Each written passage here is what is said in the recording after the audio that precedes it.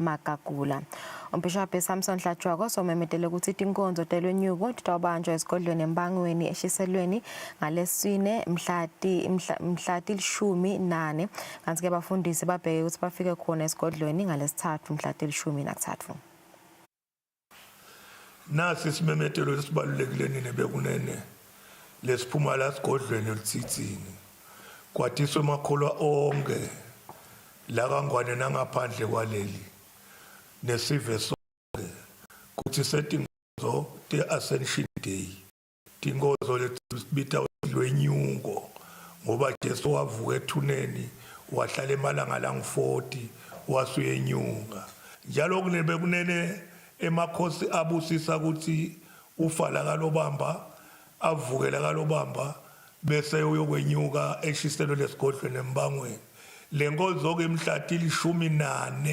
14 May noma igwegwedi khona embangweni esigodlweni siyacela ke bafundisi bona bafike ekuseni ngalo lesithathu mhla ka13 nga10 babe sebase embangweni bawulungisa bakwenda onke lemalungiselo nje alenkonzo entsambama ke seyivuselelo ekuseni sesivukela kule nkonzo lapho sesiyagubha losuku lapho enyuka khona Jesu sicela ke nenhlonipho njalo siyosihlabele lengoma onke lamalanga sitayihlabela bekunene nasesifikile esigodlweni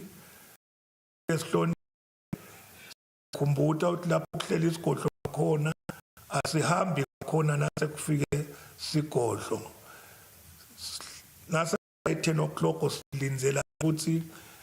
kufuze noma lo bekusho la kwenkonzo nebengene siyatisa ke nalokuthi nalaba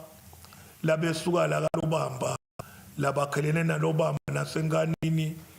ositsheni nase akazombotse itaba khona ibhasi yekubathatha entsambama nga5